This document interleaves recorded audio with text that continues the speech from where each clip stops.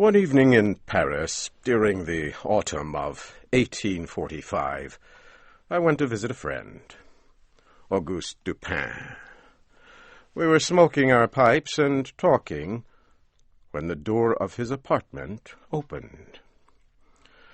Mr. Germain, the head of the Paris police force, came into the room. "I came to ask your advice," Germain said to my friend Dupin. "I'm trying to solve a very important case. It is also a very simple case, so I really need your help. But I thought you would like to hear about it, because it is so strange. My men and I have worked on this case for 3 months, Germain said. It is a very simple case of robbery, but we still cannot solve it." Dupin took the pipe out of his mouth. "Perhaps the mystery is too simple," he said. Germain began to laugh. "Too simple," he said. "Who ever heard of such a thing?" I looked at Germain.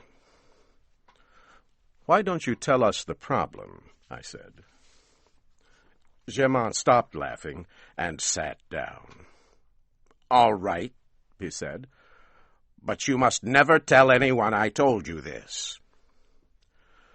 The wife of a very important person needs help.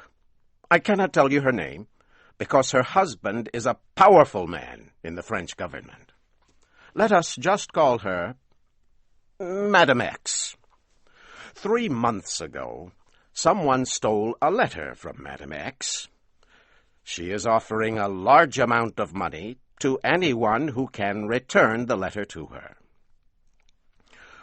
We know that her husband's political enemy, Mr. Darcy, stole the letter. We also know it is somewhere in his apartment. Darcy plans to use the letter to embarrass Madame X's husband and destroy his political power. As you know, I have keys which can open any lock in Paris.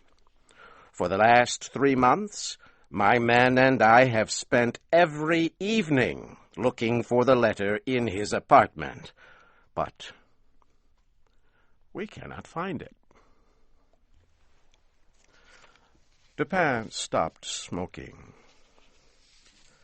"Tell me how you looked for it," he said. Germain moved forward in his chair.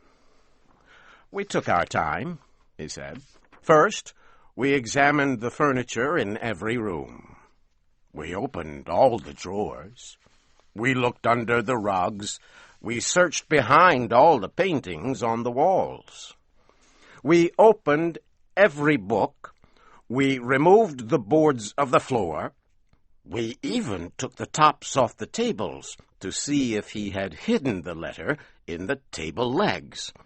But we cannot find it. What do you advise me to do?" Dupin puffed on his pipe. "What does the letter look like?" he asked. "It is in a white envelope with a red stamp," Germain said. "The address is written in large black letters." Dupin puffed on his pipe again. "I advise you to go back and search the apartment again," he said. About 1 month later, Germain came back to see us. "I followed your advice," he said, "but I still have not found the letter." Dupin smiled. "I knew you would not find it," he said. Germain became very red in the face. "Then why did you make me search the apartment again?" he shouted. "My dear Germain," Dupin said, "let me tell you a little story. Do you remember the famous Dr. Louis Abernathy?" "No," Germain shouted. "Get to the point, Dupin." Of course, Dupin said. "Once A rich old man met Abernathy at a party. The old man was not feeling very well. He decided he would get a medical opinion from the doctor without paying for it. So he described his problems to Abernathy.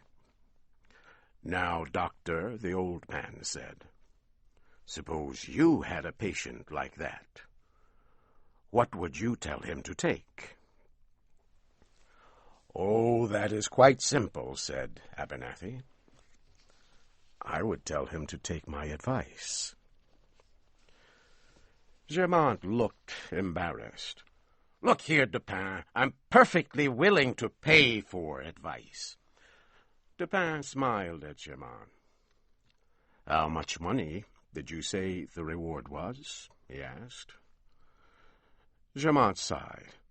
"I do not want to tell you the exact amount, but I would give 50,000 francs to the person who helps me find that letter."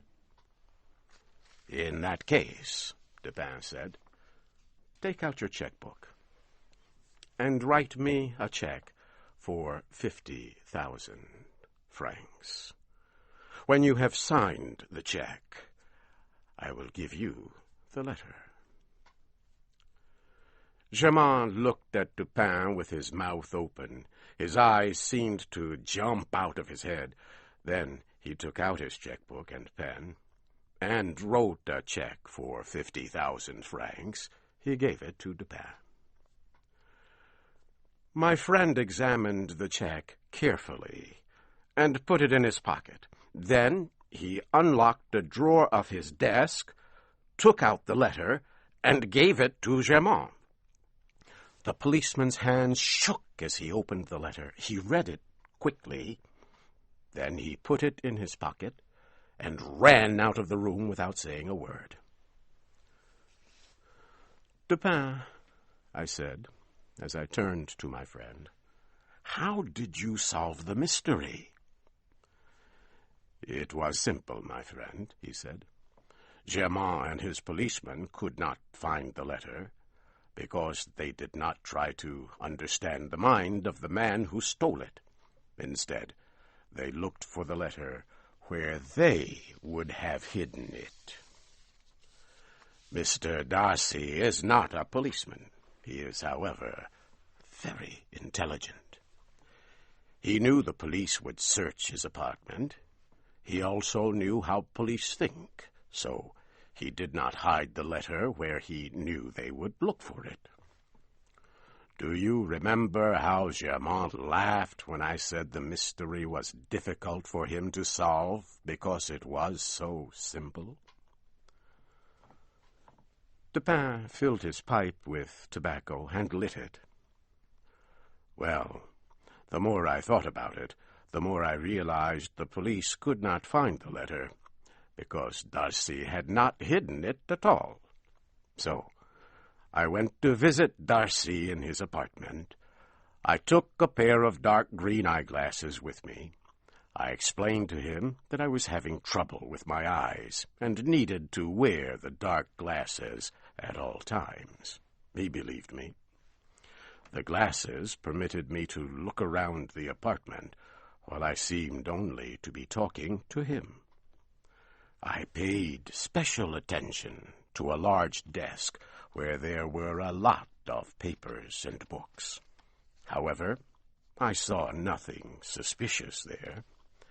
After a few minutes, however, I noticed a small shelf over the fireplace. A few postcards and a letter were lying on the shelf. The letter looked very old and dirty. As soon as I saw this letter, I decided it must be the one I was looking for. It must be, even though it was completely different from the one Germain had described. This letter had a large green stamp on it. The address was written in small letters, in blue ink. I memorized every detail of the letter while I talked to Darcy. Then, when he was not looking, I dropped one of my gloves on the floor under my chair. The next morning I stopped at his apartment to look for my glove. While we were talking, we heard people shouting in the street. Darcy went to the window and looked out. Quickly, I stepped to the shelf and put the letter in my pocket. Then I replaced it with a letter that looked exactly like it, which I had taken with me. I had made it the night before. The trouble in the street was caused by a man who had almost been run over by a horse and carriage. He was not hurt, and soon the crowd of people went away. When it was over, Darcy came away from the window. I said goodbye and left. The man who almost had an accident was one of my servants. I had paid him to create the incident. Dupin stopped talking to light his pipe. I did not understand. "But, Dupin," I said, "why did you go to the trouble of replacing the letter? Why not just take it and leave?" Dupin smiled. "Darcy is a dangerous man," he said, "and he has many loyal servants. If I had taken the letter, I might never have left his apartment alive."